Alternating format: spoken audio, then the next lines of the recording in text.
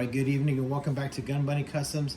And in tonight's episode, we're going to be going over 5 cool and inspiring customs and customizers that I saw in this year, 2024. Now, as an artist and a customizer, I definitely look at everybody else's stuff.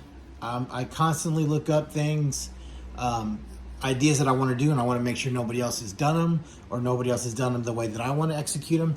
So you're constantly looking at other people's stuff. And as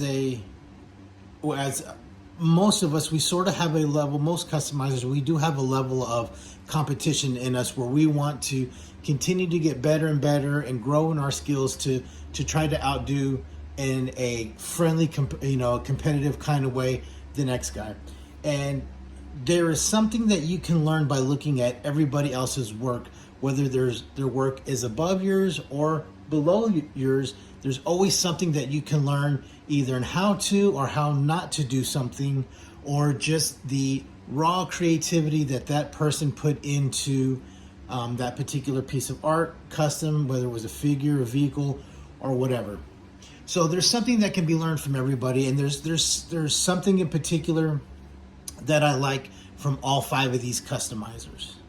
So this is going to be just 5 of them. There was a lot of great stuff that was made this year, but I picked 5 that really caught my eye over the year. Now, this isn't a ranking or competition in any way, so they're in no particular order, and they were all equally impressive to me in their own creative aspects. Okay, for the first one, we're going to do Tony's Figs. Now, Tony's Figs is a friend of mine, and he's a very good customizer, and he does have quite a bit of work that he's done, so he does have a pretty good portfolio. But this year there was a few that really kind of caught my eye that he did, and the first one being, it was a 6-man set, and that was his Vietnam LERP team that he did, where he created the original team with Storm Shadow, Stalker, Snake Eyes, and the 3 other guys, Dickie Saperstein, and I can't think of the other 2 guys' name right off the bat, but he did such a good job with these, creating each one individually. And if I'm not mistaken, he did a video on his channel of each one and kind of did an overview and a brief goings over of how he did each one. But each one came out extremely, extremely clean, and they're also extremely uniform. Now, one thing about me being someone who had served in the military, there's certain things that you will never get out of your head if you have served, and uniformity, especially in the Marines, was a huge thing. The way you wore your uniform, I mean, just everything had to be right, and everybody got the same stuff. So when I look at this 6-man team, it fits that. It fits that look. It fits that aesthetic. They're not only their uniforms, but also their gear is all very uniform, and so it came out really great. He did a great job with each one individually, and overall as a team, I think it looks awesome. I at one point would like to create that Vietnam LERP team from the comic books, but I would like to do mine different than his. I would still like mine to look classified. I would like a sort of a Vietnam / classified style, to where it was that same team, those same customs, but along with the original aesthetic of the classified line with the shin guards, which I know a lot of people hate, and they've definitely in the line gone way past that. But to me, I still really like that look, and I like the way that you can customize that with different paint schemes and stuff like that. So eventually I might try to tackle that, but his came out amazing. Another thing that he did that really caught my eye was he did a 6-inch version of a Delta 17 4-inch figure.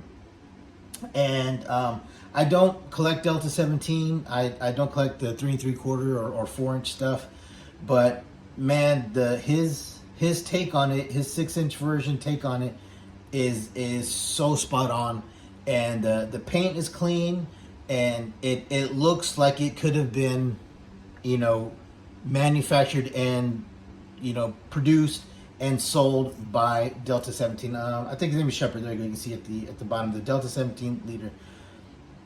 Like I said, his attention to detail in the toy and the accessories, the gear, really makes it stand out. That red face that red skull face is an awesome design, and like I said, I think he executed it well. So this was another one of his customs that really caught my eye.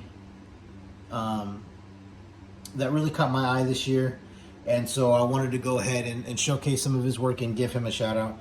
So those was from Tony's Customs. From Tony's Figs, and he was the first one that we showed today. Now the second customizer and customs that I would like to showcase today is from Ray Murphy's G.I. Joe Action Force.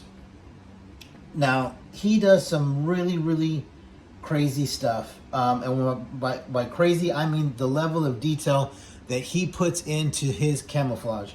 So, we're going to start off with one from him that I saw that just is insane. And that's his Cobra Warlord Sergeant Slaughter figure.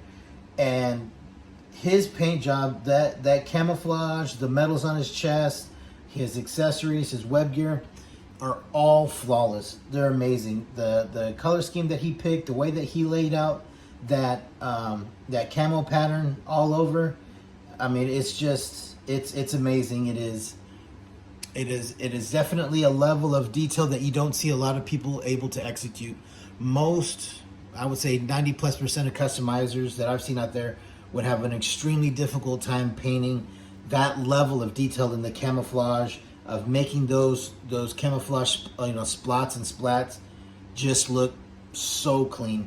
And that, to me, his Sergeant Slaughter is a prime example of that. Whether it's with the beret, whether it's with the helmet on, he did a phenomenal job on that one. Now, another project that he did, or another custom that he did, was like Tony's Figs. He did a 6-inch version of a Delta 17 4-inch figure, and he did a phenomenal job as well.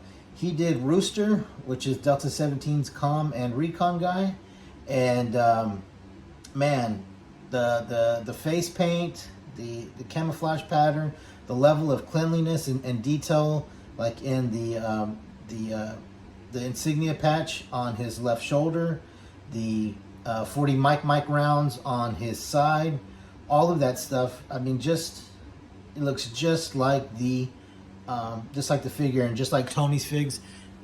His Shepherd, it looks like it could be, it looks like he just opened it up out of the package. He did a phenomenal job with that one, so I definitely wanted to give him a shout out on that one as well.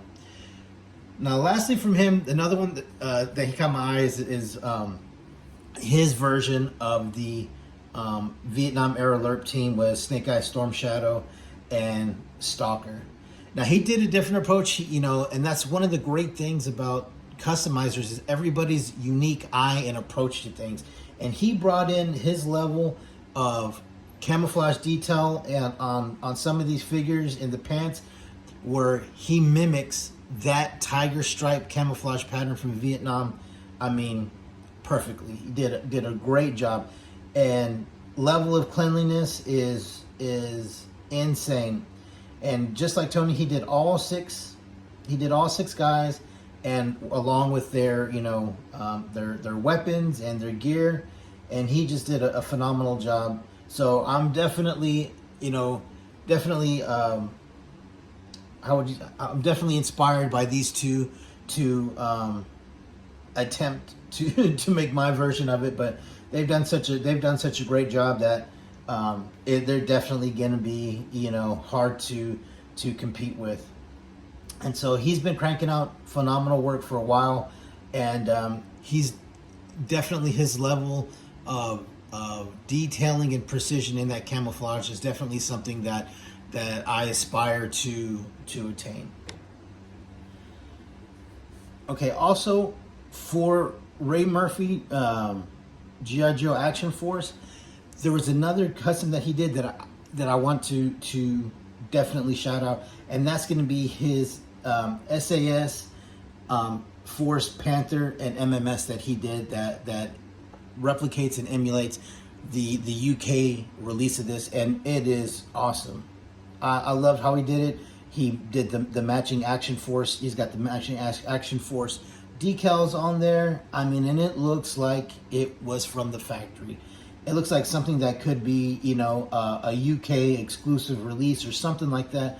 And he did a phenomenal job with it.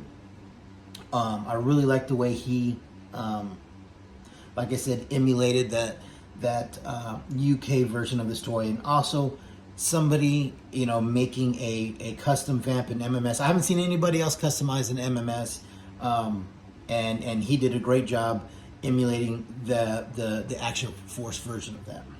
So shout out to him for creating a custom vamp in MMS like that. Okay, so that's our second one. That is Ray Murphy G.I. Joe Action Force. And so now we are going to be moving on to number 3. And number 3 is none other than Stronox.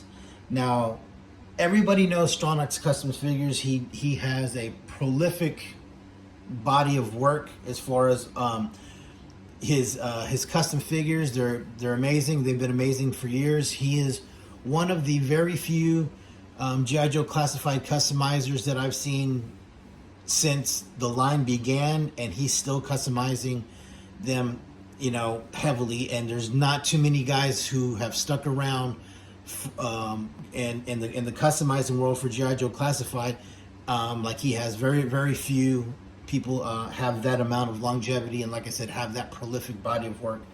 But the two that he did this year that really caught my eye, and it's because I'm a G.I. Joe vehicle guy.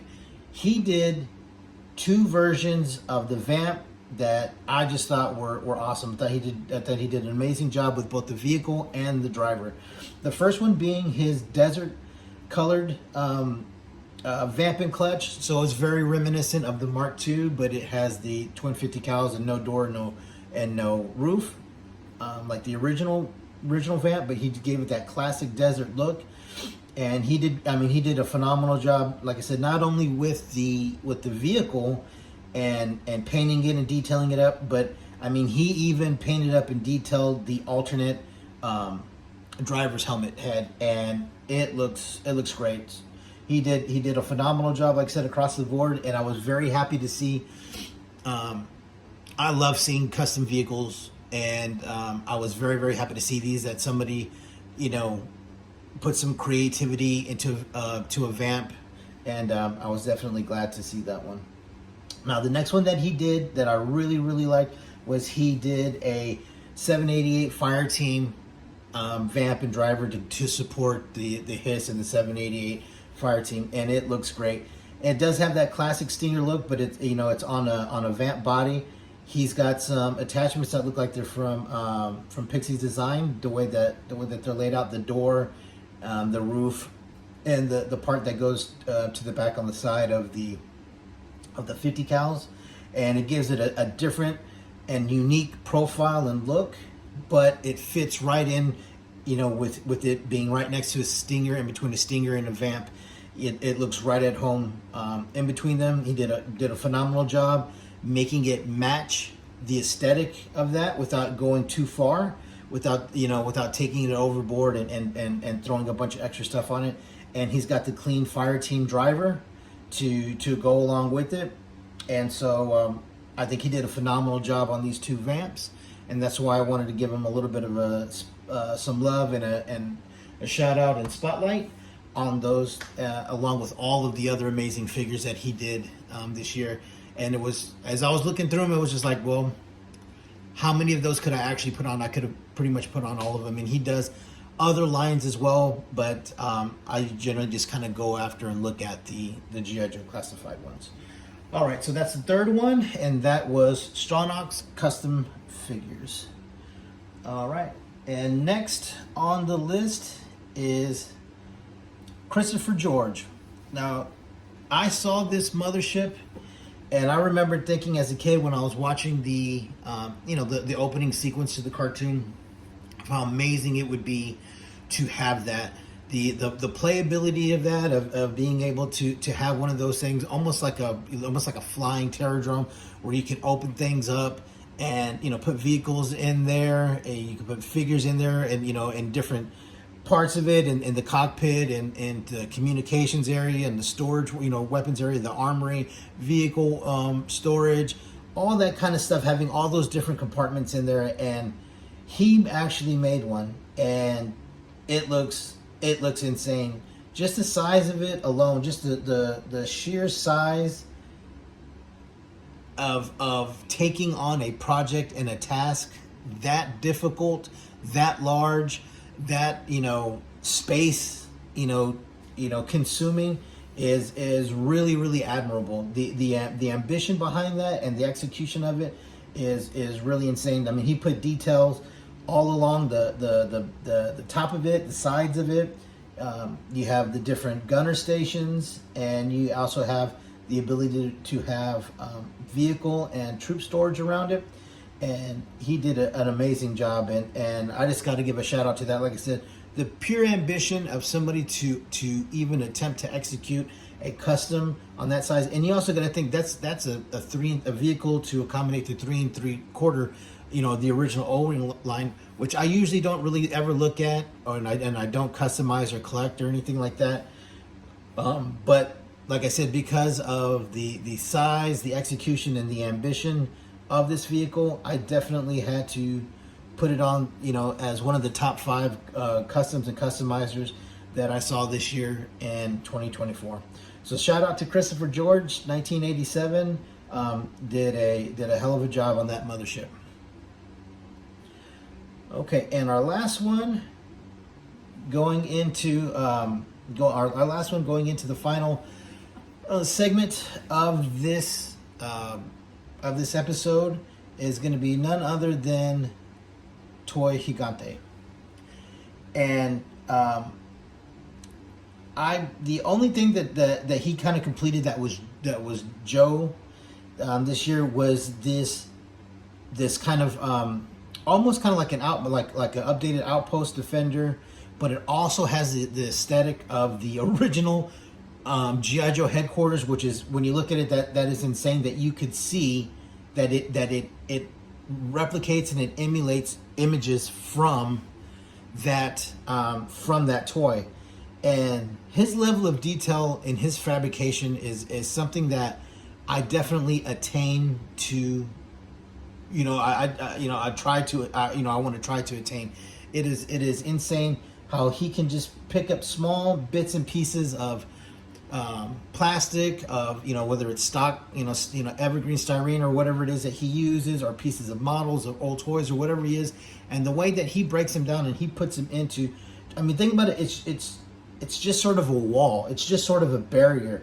But when you look at it and you look at the amount of detail that he put in the way that it connects, the feet that each panel stands on, like I said, the aesthetic of the middle part of the emplacement with the twin 50 cals from the back of the vamp that it attaches to, that look of it looking like the front of the headquarters, or mimicking the front of the headquarters, it's insane, and it's so clean, and it's done just enough. It isn't over the top. It isn't plain Jane. It's just the correct level of detail, and it looks like something that would have been injection molded and sold to us as kids. I mean, it is just something that I when I look at, I can't wrap my mind around it. As somebody who's tried to fabricate a couple of vehicles, and like I said, I did the Water Moccasin last year and the APC this year, creating the overall shape of of whatever it is that you're creating is difficult in and of itself. And then when you got to take it and you got to add that level of detail that would have been molded in when it was injection molded, to be produced as a toy, to try to mimic that. There isn't anybody I've ever seen that that can mimic it to the level of cleanliness, and micro precision that this guy does. And I want to fiercely get at that level of fabrication with my customs. So he is going to be the last one on our list, and he is last but definitely not least. And like I said, there is something to be said about all 5 of these customizers and their work, their body of work, their continued body of work, and then pushing themselves artistically and continuing to create customs for the G.I. Joe Classified line. Well, like I said, there's lots and lots of customizers that have fallen off over the last 4 years. If you go back to 2020 and 2021, you know, during the lockdown era when the line was first released and everybody was at home, there was, I mean, anybody who was collecting Classified at the time was doing some level of customizing, whether it was simple head swaps and accessory swaps, or if they were actually attempting to do higher level stuff with the painting and you know, working with green stuff or what, you know, whatever it was. But 4 years later, going on 5 years, the amount of customizers has you know, drastically fallen off the cliff, because one, everybody went back to work, and then also a lot of those character customs that everybody was creating back then, not realizing that the line was going to go on this long, all of those characters that we were trying to you know, emulate or replicate have all now had an official release, or they have been slated in some way, shape, or form, pipeline, you know, reveal, you know, whatever, that we know we're going to get them. And I think once we hit that point in the line where we just realize it's going to go on until they do all of them, that the amount of customizers fell off. So for these guys to continue to create for G.I. Joe Classified customs and to continue to push their skills is something to definitely applaud. So that's going to be it for tonight's episode. Like I said, shout out to these 5 gentlemen who did amazing work this year, and I can't wait to see what they do next year. All right, so that's going to be it for tonight. Thank you for watching. Please like and subscribe, and we'll see you in the next episode.